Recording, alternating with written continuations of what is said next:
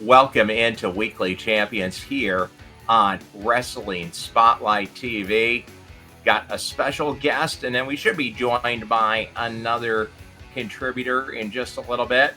With us today from Las Vegas, the entertainment capital of America, it's Garth Wall. Got Garth.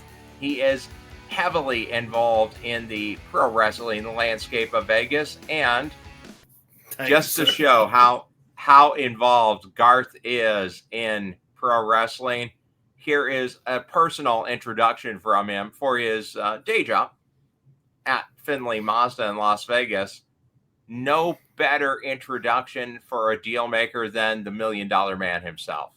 Oh, hey, yes. If you want to get the best value for your buck, you got to go to Finley Mazda. That's Got Garth. Hashtag Got Garth. You know why? Because the $1 Million Man says so. You know why? Because everybody's got a price for the $1 Million Man. Every car dealership loves the $1 Million Man. And he didn't just do that. He actually got involved a little bit. Here's a clip from our friends at Versus Pro. Is that, oh my God, is that Garth? Is that, oh, chair to the head from Garth. What is happening here at you? Taken out to shade. But he deserved it, right? So, I mean, maybe he did, maybe he didn't, but at that moment, that was the order given, so that's what we did. So I wanted to get you on, Garth, to kind of break down a little bit of what happened in Las Vegas during Mania Week. You were there, and you took the week off just to be focused on it. I was up there from Wednesday through Monday with our executive producer of Wrestling Spotlight Television, the EST of NKC, my wife, and she was going with the full Bianca Belair braid as well. So she was right there, ready to go. Nice. What was your takeaway from getting to experience the whole week of WrestleMania? This is my second year going in a row. I was at WrestleMania 40 in Philadelphia the year prior, and I think it was an even bigger event in Las Vegas because of the proximity to all the other shows. Absolutely. What was your take? This was my first WrestleMania where I was actually immersed in the activities around WrestleMania. I did WrestleMania 31 at Levi's Stadium in Santa Clara, California, 10 years ago. But this one actually being here, I mean, the atmosphere, every hotel was doing something.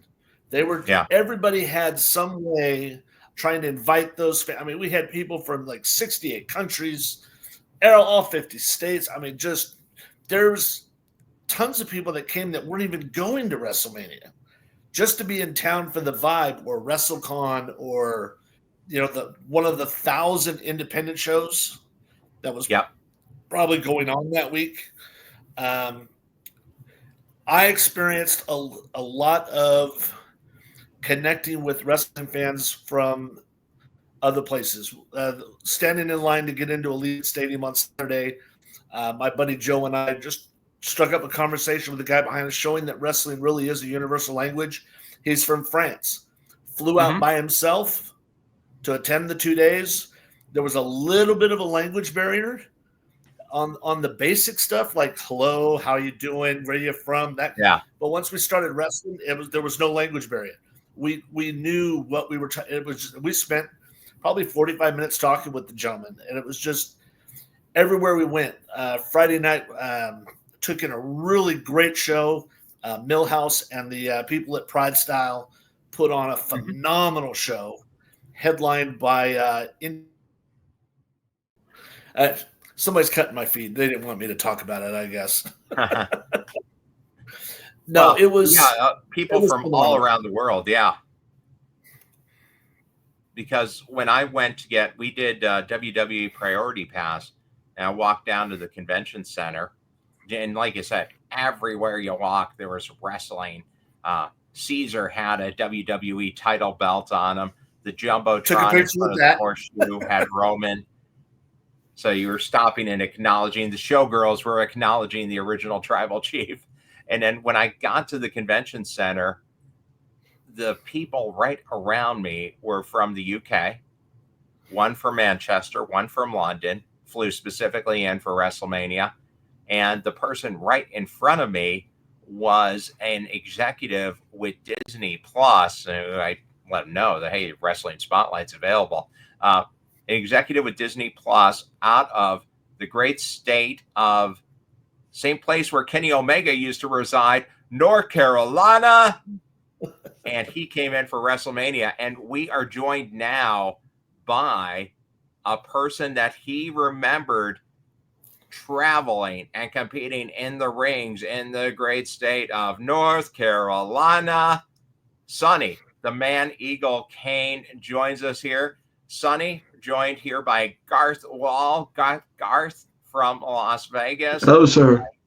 Nice to meet you, young man. Appreciate you. Big part of the Las Vegas wrestling scene. And I had computer trouble. Sorry about that.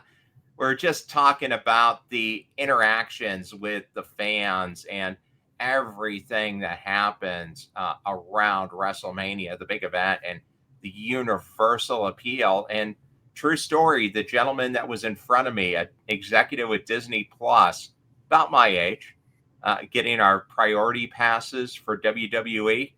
He is from North Carolina. And when I told him that I was from Wrestling Spotlight TV and we do weekly shows with Sonny the Man Eagle Kane, he remembered you and was a fan of you from competing in the North Carolina circuit. So you made your presence felt at WrestleMania. But I wanted to talk a little bit now that I got you guys on together, because WrestleMania is over.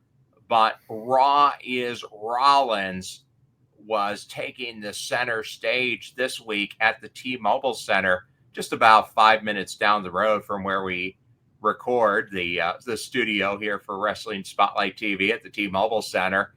And Seth freaking Rollins, he may well have shown that he is a visionary. He is a revolutionary, and possibly is the future and the guiding light of the sport of professional wrestling, because right now he's pretty much it. I think it's safe to say that he's dwarfing the WWE champion, Jey Uso. It would be really hard to say that Jey Uso is a bigger factor right now on Raw than Seth Rollins. CM Punk is gone for a little bit, filming a movie. Roman Reigns is off for a little while. Cody Rhodes taking a well-deserved little bit of time off. It really is Seth freaking Rollins' show, and he's got Braun Breaker with him and the wise man, Paul Heyman. Garth, Sonny, I'll start with Garth. What's your take on a reformed Dangerous Alliance? That's exactly where I was going with it. There's one common denominator in all those groups, from Punk to Roman to now with Seth. There's one common denominator, and that's Paul Heyman. Love him, hate him. This gentleman has always worked to elevate wrestling. From filming, this guy went from his mom's basement doing promos with the guys from ECW to where he's at now. His brain for this business is phenomenal. I just think they're missing one little piece for the puzzle, and I think the man needs to join her man and be the female part of the Dangerous Alliance and start broadening horizons a little bit. I would like to see that. I think she'd be a perfect fit for that. But I'm excited to see where it goes. He is a big guy, but I think it was well deserved, and I approved immensely of them giving Jey his flowers. He's been their go-to guy, the workhorse. He's done everything they've asked of him, and to give him that rub right now, I think was even though it is kind of a dead time. I mean, Cody's gone, Roman's he's not really the top but to put it on him to give him that rub, I'm all for it. It's always going to be a world champion. Sonny, what's your take on the newly formed Dangerous Alliance with Braun Breaker, second generation wrestler with a lot of WCW ties, one of the Steiners, and Seth freaking Rollins now being front and center on Raw? Well, I questioned Paul Heyman's involvement. I may be the only one in this conversation to do so. For the bare fact that Heyman said on a couple interviews after WrestleMania that he had lost his best friend, Roman Reigns. And it makes me wonder, in my having been there, done that in wrestling a little bit, if Paul's not set the stage up for Paul. And if he is, more power to him. I don't think he's completely walked away from Roman Reigns. He tried to make it real clear on a couple of interview shows that I saw post WrestleMania that he still wanted to communicate a little bit with Roman. And I saw the tribal chief. Yes, sir. I saw a thing this week that said that Roman was out a little bit, possibly reforming his line as well. So I think it's going to come down to Seth Rollins, Paul Heyman, and Roman Reigns at some point. And that's my spin. Could easily see that, because you're just reversing the tables.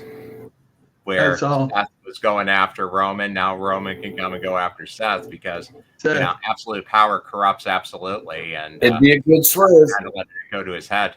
It would. And SummerSlam's not that far away, so it would be a perfect time. I was asked a question by you last week on the show. Was it wrong to realign yourself and reinvent yourself? It's not in this business, because things shift so fast sometimes that you end up with who you end up with. But I do think Paul is trying to point out the younger talent a little bit in this situation. So he's going to run with the winner, but I'm still hearing him acknowledge the tribal chief, and that's got me nervous. Yeah.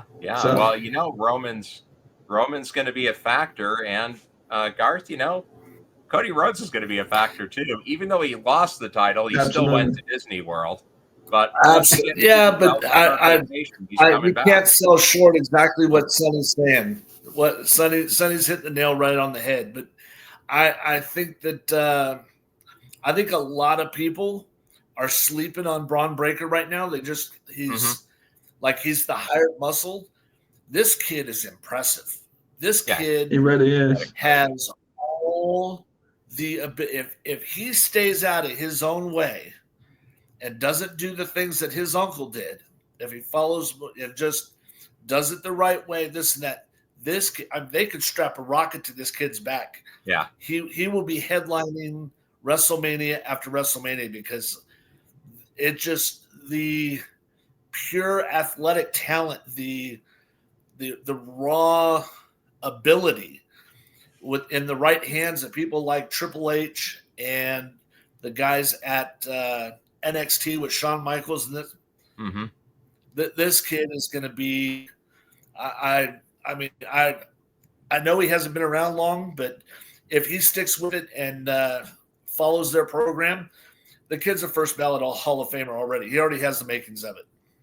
Oh, absolutely. One, his uncle and his dad both are among the best to ever do it. So he's got a good start. But Scott kind of got in his own way, though. If he can, absolutely. Don't let it go to his head. And just stay grounded. But do your, he has all that ability if he just do his thing. Yeah, and if he stays well grounded, he's got 119.3% chance of winning. He surely does. Oh. Yeah, using his. I wrote a tweet. I wrote a tweet this week on X about 5 people that I thought were the next generation of wrestling, and Braun Breaker was among the 5. Who were the other 4? Other 4 was Penta, Ray Phoenix, and who was my other 4th? Gosh, if you hadn't asked me, I could have told you. But anyway, I had a 4th. Well, I know who mine is, and I Garth, I think you've seen him a little bit.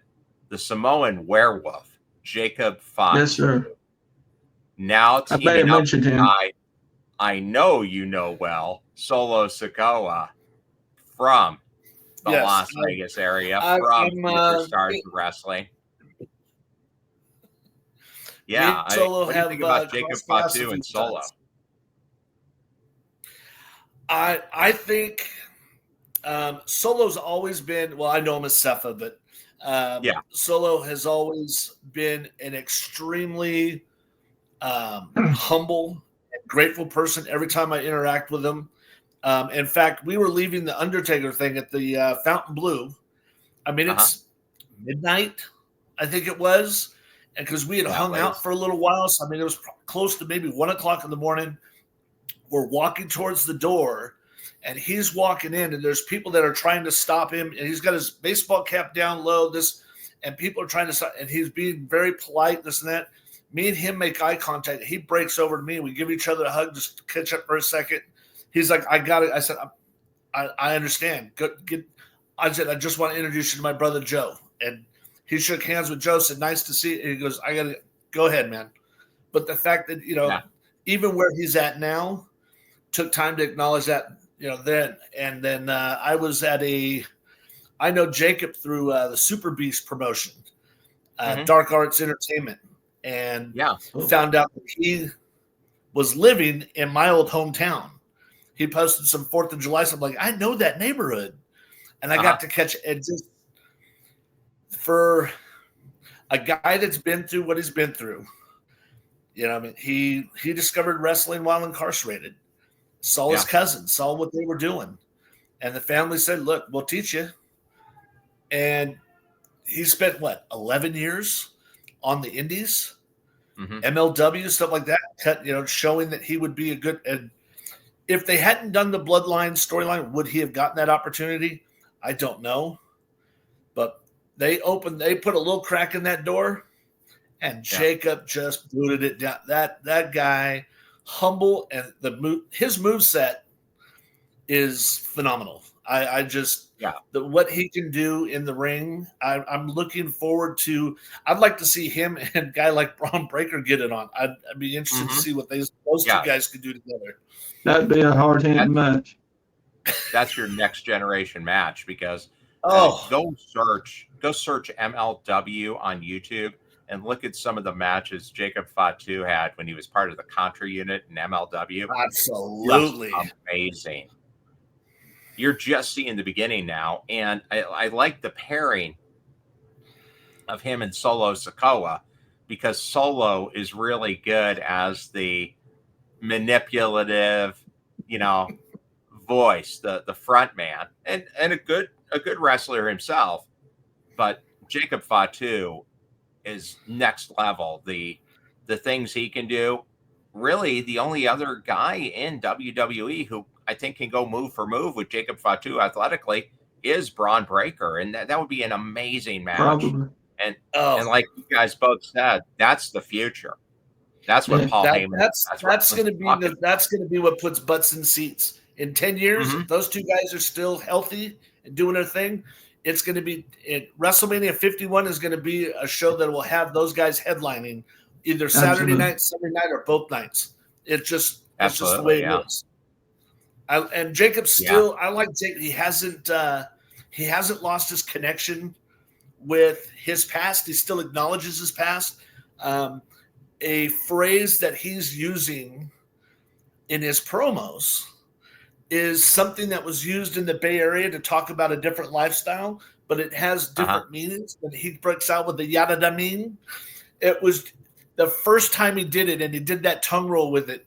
I had to call all my friends in the Bay. I'm like, man, you got to look this up, because it's a little wink, wink, nod, nod to our history, our past. Not the greatest, not something that you go, God, I did that, but acknowledging it, which I know you're a fan of it there, Joe. So acknowledging it, doing your little thing. But the bloodline's going to keep going. Like Paul Heyman said, heading into last year's Mania, we're in the 3rd inning. And I knew Jacob was making his debut soon, because I saw him when I was walking into Lincoln Financial Field. I got there about, I don't know, about 4 hours early for a tailgate party that Mojo Raleigh had. And I was going to talk with our friend, the David Difference, because he was doing some video work for Kayfabe Friends. And as I was walking over to where David was set up, I saw a guy walking in. I said, "Oh, that's Jacob Fatu." So he was there at Mania in Philadelphia. They had him sit for a few months and then worked him in at, just a great time to continue the story. And it's just going to keep going because they're just still firing on all cylinders. And then, of course, the other big story that's been breaking out in WWE over the last couple of weeks, spinning out of WrestleMania, the last real champion, John Cena, and he's going up against the Viper, Randy Orton, in Randy's hometown, about 4 hours down the highway from here. That's coming up at Backlash. And that's just showing the depth of the roster because Randy Orton was out for a while in that Kevin Owens KO story with the package pile driver that you and I talked about, Sonny. But you can't get a much more legitimate contender for a championship than Randy Orton. No. What do you think? They went back and covered all the spins, yeah. Yeah. Sonny, what do you think we're going to see with Randy Orton going up against John Cena? It's coming up pretty soon. We're now 9 days away from Backlash.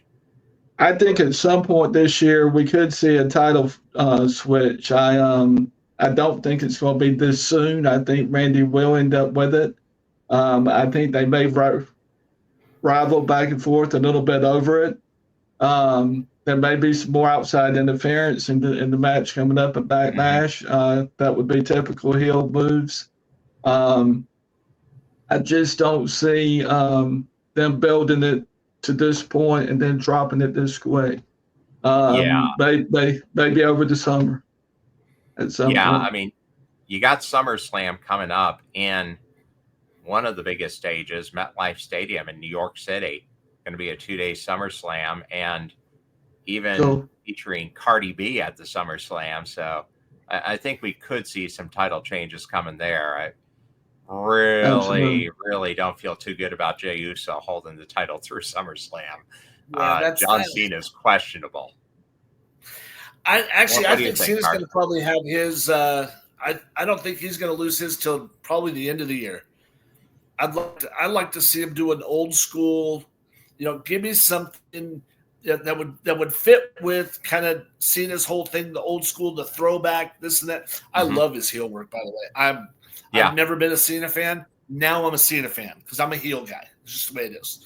But I would love to see the title drop at like a Saturday night's main event. Something like that, old school.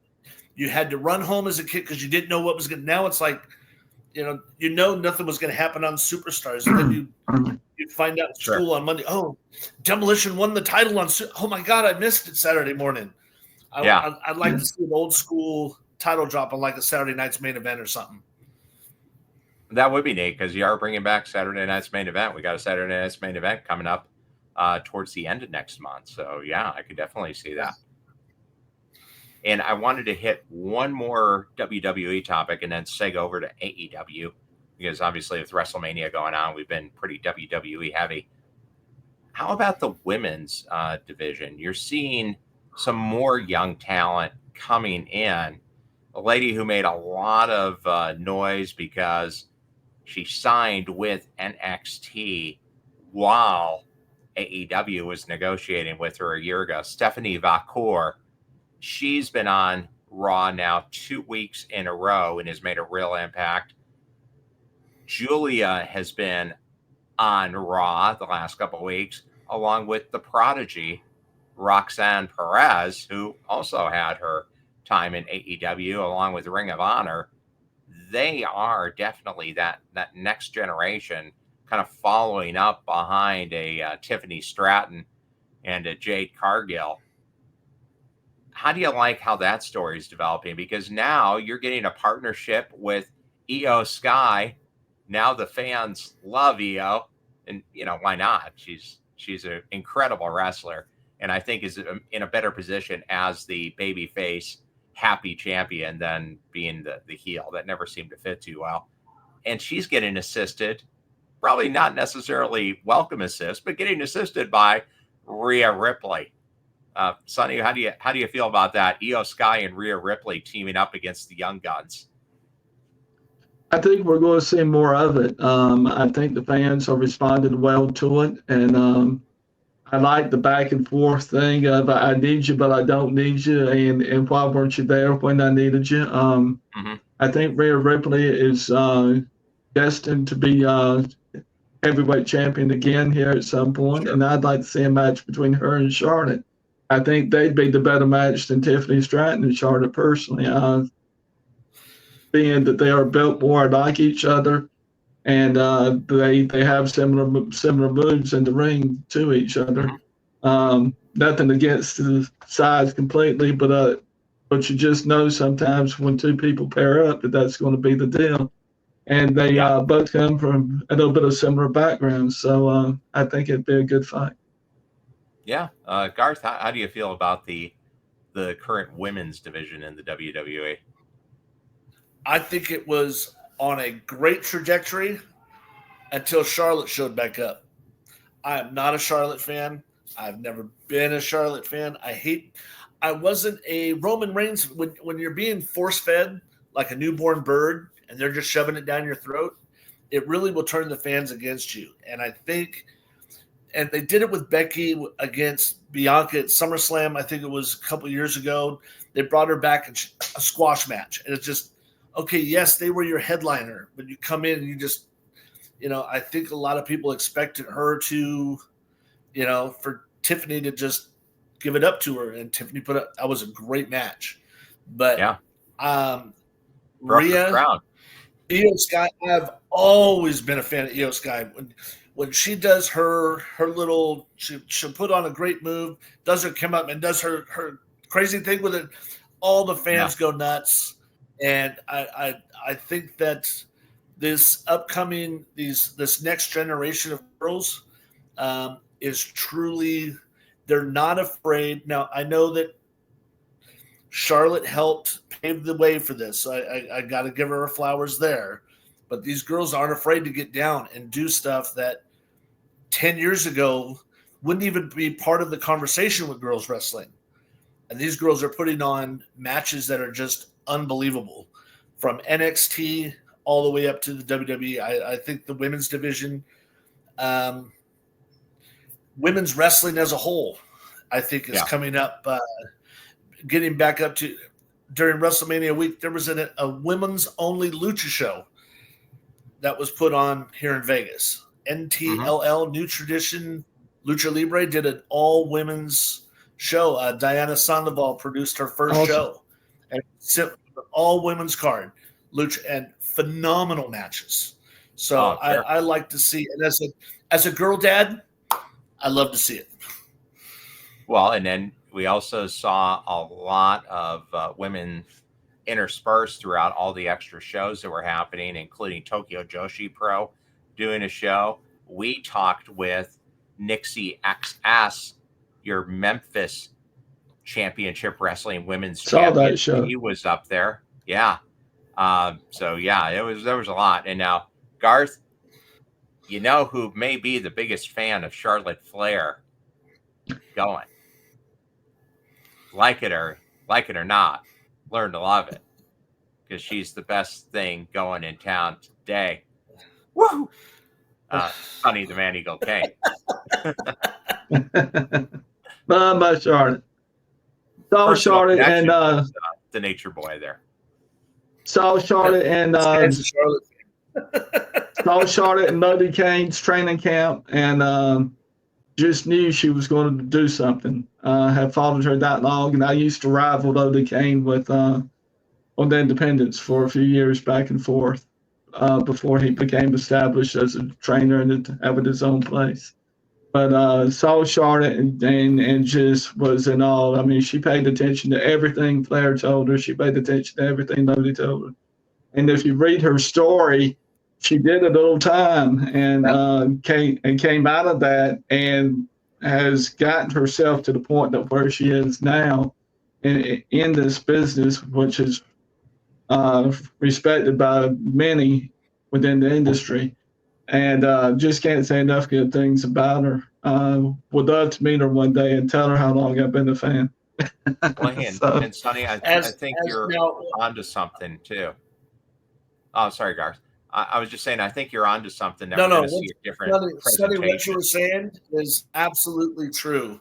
Absolutely true. I mean, this as a character being force fed, I'm not Charlotte the person, the story that she's overcome. You know, when it was her brother's dream, it was Reed's dream to go into wrestling. She had no designs on it, and this and that, and she got it. And just, I mean, her talent is just obviously God given, and they just sat there and peeled the onion and found, you know, what well, was she was a underneath. gymnast too, so that's helped a great deal. Her having been a past gymnast.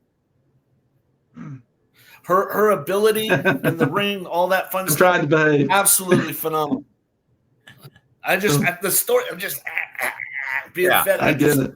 But I had to like the bloodline story in the very beginning. So yeah. Sure. Yeah. Exactly. Like lots of stories. Heck, here. The American Nightmare, Cody Rhodes. He left because it was dashing Cody Rhodes. Then he was Stardust, and he had to go onto the independent circuit to, you know, quite literally build his own kingdom. Then came back and, you know, now, you know, international superstar. So it does take time, and it takes a little work to get that right image and hit while it's hot. Go ahead. And I heard one thing this week, or read one thing this week that I wanted to share tonight, if I could.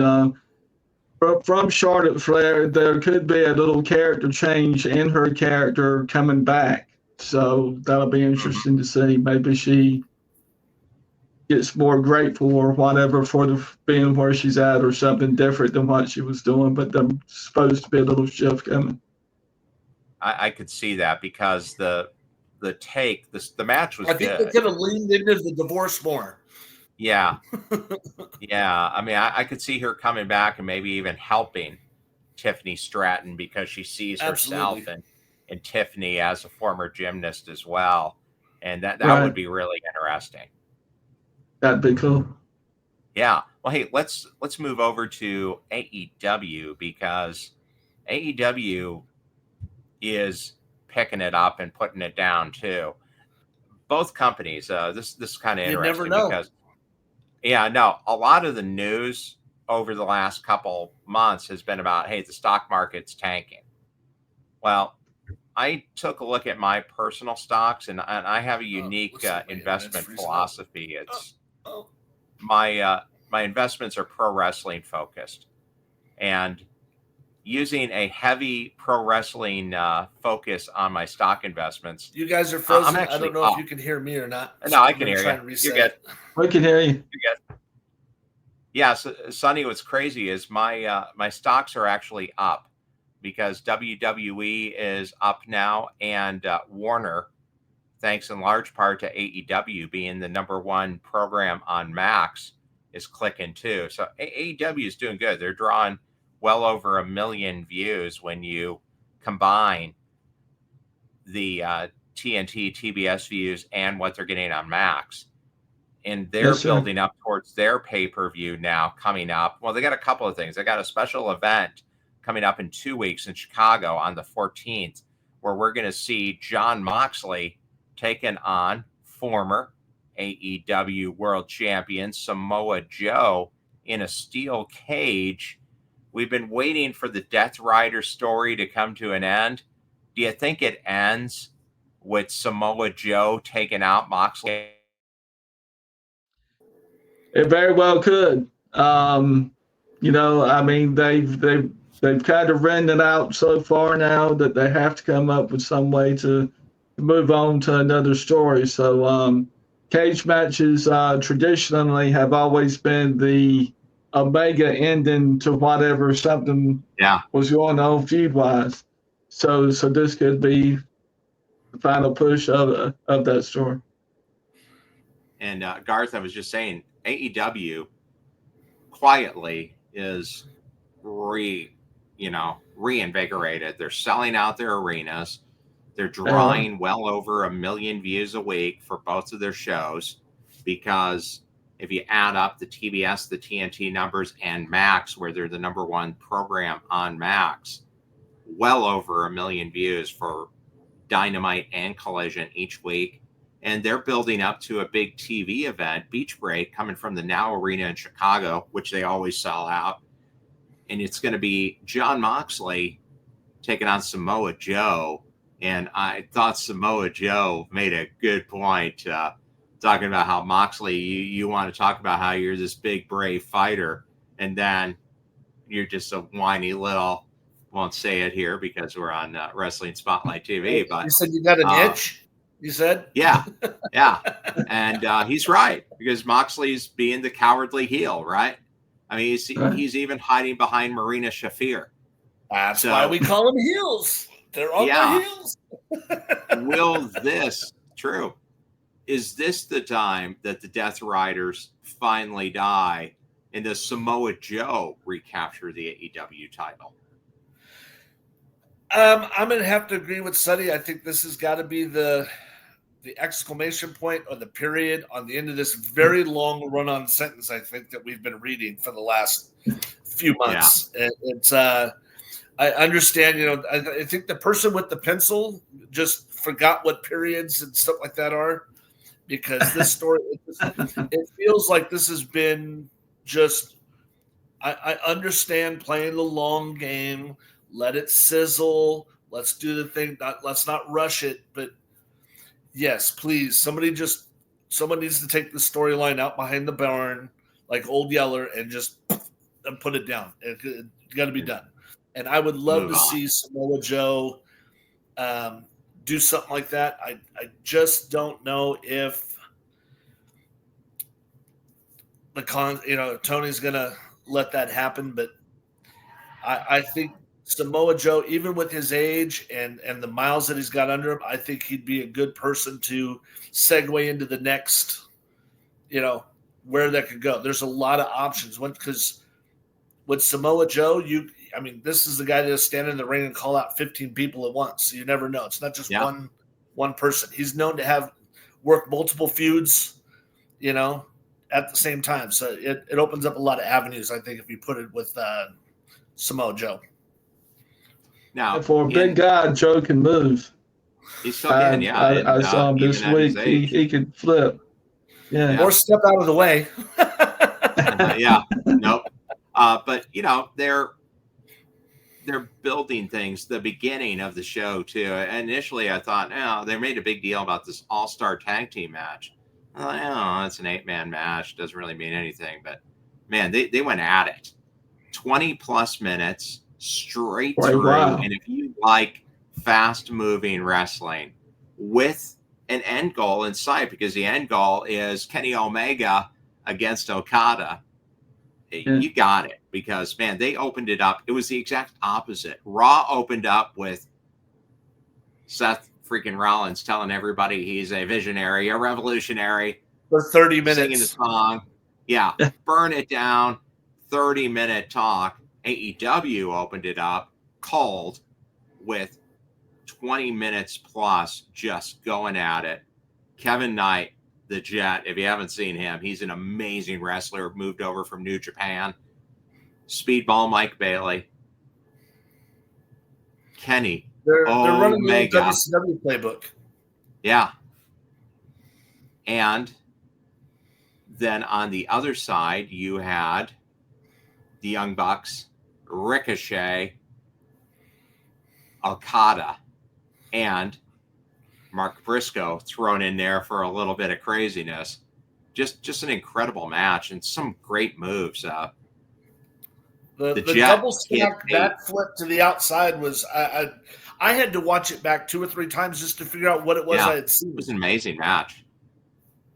Kevin Knight. I'd like to comment and say Yeah. and say, I don't understand why they're giving Mark Briscoe such a rough time as he's trying to make a push going forward. Well, somebody needs to lose.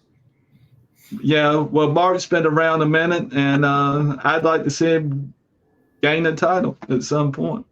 We had I the think he'd be Ring worth of it. Honor Given the run they championship. deserved.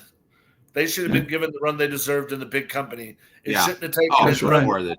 before the tragedy. Yeah. Yeah. I agree. No, it's a shame that neither one of those guys were on as a tag team, either on a WrestleMania or at a Double or Nothing or something like that. It's an absolute travesty that we had to lose one half of probably one of the most dynamic, entertaining team. I got to meet them at Sam's Town when they were wrestling out here, and just down to earth. Just they probably meet thousands of people in a week, but took the time to just, hey, how you doing? You're just like I bumped into them at the grocery store. It was just down to earth. Really, really nice cats. They had if you get a chance to watch it, go back and check out the Ring of Honor title matches they had against FTR. Some of the best tag team matches ever. So yeah, it was bad, but somebody had to lose the match. Mark Briscoe had a good showing though, and he ends up falling prey to the Rainmaker after Ricochet shoved him in. I really liked what they were doing because you're building up a tag team feud with Kevin Knight and Speedball Mike Bailey. Jet Speed going up against the Young Bucks, which I think should be a great match. And then obviously you have Ricochet costing Mark Briscoe the win, so that's going to be a match coming up. And then, of course, Kenny Omega going up against Okada for the first time since 2018, which is going to serve it's going to serve two purposes. Wow. It's going to be an amazing match with two. They always put on amazing matches. Yeah. And you're going to take two titles and turn them to one with the company that probably has too many titles anyways. The International Championship and the Continental title. Make it one title. I think they have a title for locker room leader, too. They just, anytime they need a title, here we go. There's plenty. Everybody gets a belt. Yeah. They need to defend. They need to defend this bad boy. The Wrestling Spotlight TV Championship. Got to get somebody to defend this thing. But yeah, they're building to it. Another great angle that's going on with AEW right now. Talking about the women's division, man, they got their women's division being super relevant as Timeless Toni Storm is doing her eliminator matches fresh off of her appearance at the Turner Classic Movie Festival, which is just great synergy with Warner. And Sonny, I know you enjoy watching some of Timeless Toni Storm's movies from the 50s on TCM, but she's doing a great job wrestling, being a 1950s movie star. How do you feel the Timeless Toni Storm story is going? I think it's going a little better than people expected. She gets a grand response when she walks out with the Butler, and she even got the Butler involved in her matches a little bit this week. I'm real pleased at the 10 wins she's had so far, which has been surprising because she's taken on fairly well-known people. I mean, people that we've seen before in other places. And she's not just out there doing squash matches and saying, I'm now the champ. No, she's in there 10, 15 minutes, sometimes 20 at the time, and doing all kinds of moves with that. So I think it's going to go on for a little while still at this point. Yeah, I mean, she's going to hold the belt up until All In, where she'll probably face your CEO, Mercedes Moné. Probably. That's going to be a hard match. I like Moné too. Mm-hmm. So that's what had me on the edge of my seat. Mercedes Moné or Jamie Hayter? I'll take Jamie Hayter. Anybody but Mercedes. Yeah, Jamie Hayter's a great competitor too. It's good that she's back and healthy. And then the final match was another amazing match as a guy who may be the most improved wrestler of the year already. The protostar Kyle Fletcher going up against Hangman Adam Page. That is to get a spot in the final of the Owen Hart Cup at the next pay-per-view, Double or Nothing, going up against Will Ospreay to determine who's going to have the championship match at All In, which is really kind of AEW's WrestleMania. This year it's going to be at the Rangers Stadium, Globe Life Stadium in Arlington. That was an amazing match too. So AEW is kind of getting back to the core of what they did. We're going to have amazing matches, but what they're doing now is they have stories running with those amazing matches.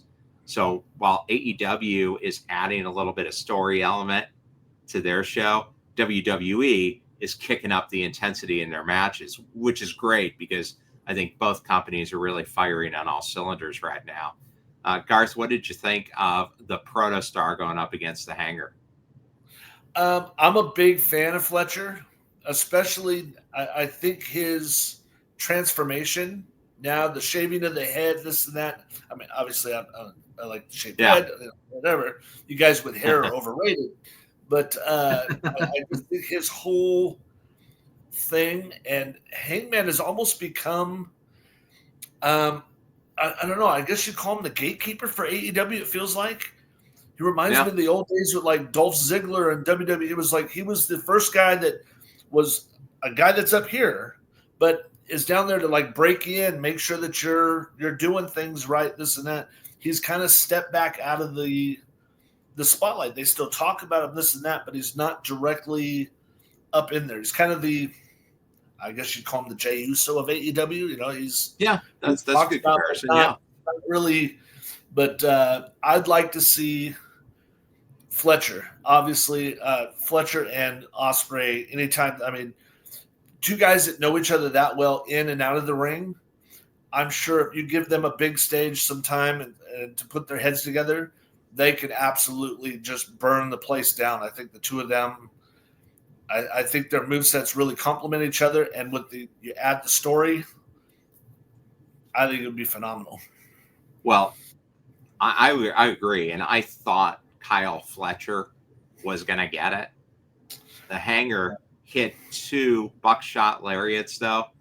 He gets the W, so now it's Hangman Page against Will Ospreay, and you know, Will Ospreay is probably the best wrestler in the world that hasn't been the heavyweight champion. He was the New Japan champion, the IWGP champion. I could see that. You got to think at some point they'll pull the trigger and Will Ospreay will be the heavyweight champion. But yeah, it should be a really amazing match coming up at Double or Nothing. And the only other thing I wanted to hit on as we're wrapping it up, how do you feel about the Hurt Syndicate and the flirtation with MJF? Bobby Lashley wasn't having it. Told MJF, stop talking, you need to hurt people. Oh, my God. The MJF in the back of the room, pick me, pick me, pick me. And then I love the watch was classic when he's like, I need more time. And then, you know, you see MVP like, but I think the car thing is they're driving away in the car. They just stick the thumb. I'm like, how many times are you, as the nobody at high school, going to walk up to the head cheerleader and ask her to prom before you realize it ain't going to happen? I don't know. Yeah. It's kind of the vibe I'm getting, but I don't know. With MJF, you never know where they're going to turn it. So I'm excited to follow along. What I would love to see, because the timing works out just about right, Beach Break, which is a big special event for AEW, it is every year, coming up in Chicago on the 14th, happens to tie in exactly with the end of original Hurt Business member Cedric Alexander's no-compete clause ending. Cedric's no-compete clause ends on the 11th of May.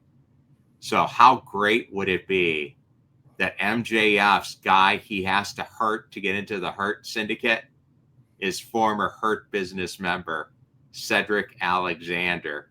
Cedric Alexander wins, and now you have the Hurt Syndicate truly reunited with all 4 of the original members. And Bobby cool. can say, yeah, got my guy. Cedric Alexander's available on May 11th. That, or he comes back and he's mad because they left him out, and he links up with MJF to try and tear down the Hurt Syndicate. But yeah, true. It's a road with many exits. We'll have to see who's behind the wheel and what they want to do. I think he's showing up, though, because, Sonny, that's a classic story, the old partner coming back. It is. It's been done before, and I think it'd be an interesting twist to it. I don't think MJF is going to give up easily on being a part of the Hurt Syndicate. It'll be interesting to see his character develop toward that position if that's the way they go with it in creativity. Well, let's go ahead and wrap it up here on Wrestling Spotlight TV as we're winding it down. We'll get ready for our champion of the week, and then we'll wrap it up here on True TV Plus, Sports TV, Carbon TV, Watchy, and all sorts of other great services. There you go. Hey guys, it's your girl Ash by Elegance, and you're watching me on Wrestling Spotlight. Ash by Elegance participating in Mania Week 2. She was there with TNA Wrestling. So we got the championship belt here. Garth, who's your champion of the week? Ooh, my champion, the person that won the week. I think the person that came out of this week on both sides looking in a better position than he was is going to be Braun Breaker. Good. Yeah, I like that one.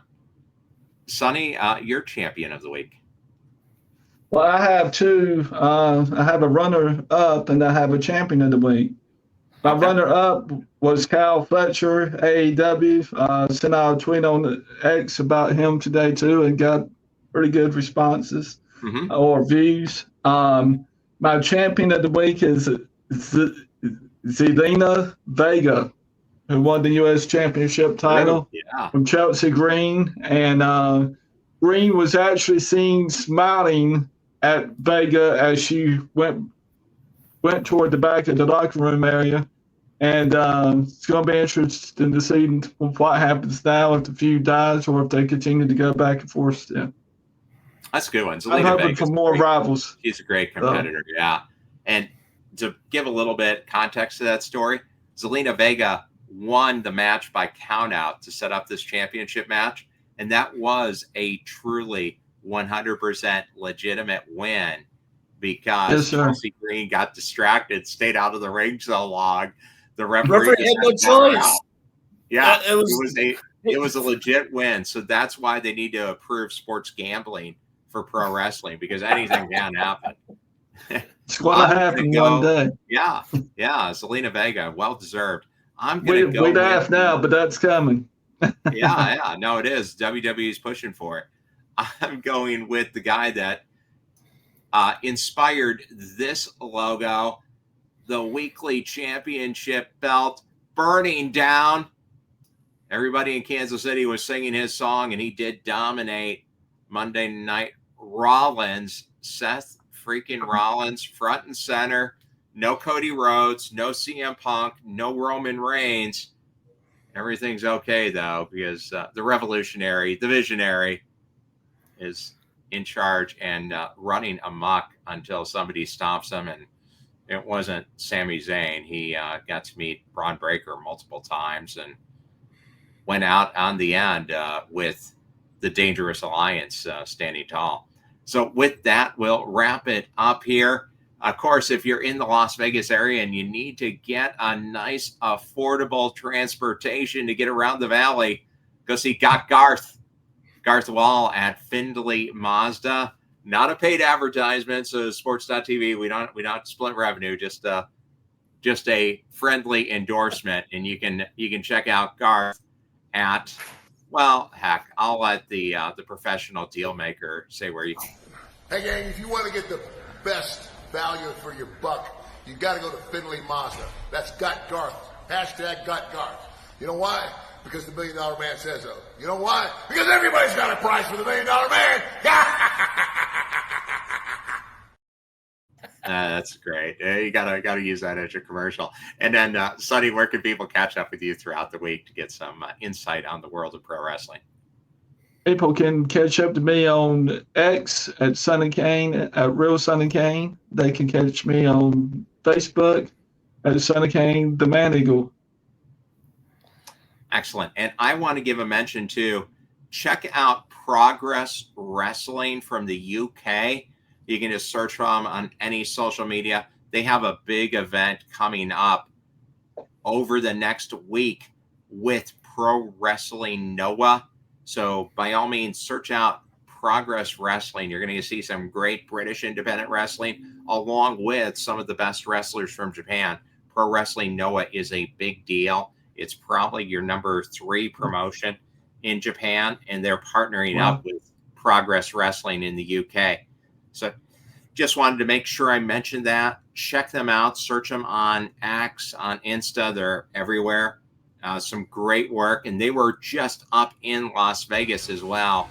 They were the late show on Thursday night at the Palms following Bloodsport. And they had a sellout in Las Vegas. The guys were way outside of their normal time because it's a 6-hour, actually, heck, it's an 8-hour time difference from London to Vegas, but they were out there competing. Wow. Simon Miller from What Culture Wrestling dropped his Progress title at that event. So see if he gets back into the mix. I'm sure he will. He's fighting to get on a major U.S. promotion sometime this year. We'll have Simon Miller on later. I was able to meet up with him at WrestleCon as he was getting chopped by Brody from AEW. So we got all sorts of stuff going on. Stay tuned. Tune into Wrestling Spotlight TV. Download that True TV Plus app. And stay here for more sports and entertainment. We'll see you back here in the ring. Have a great night.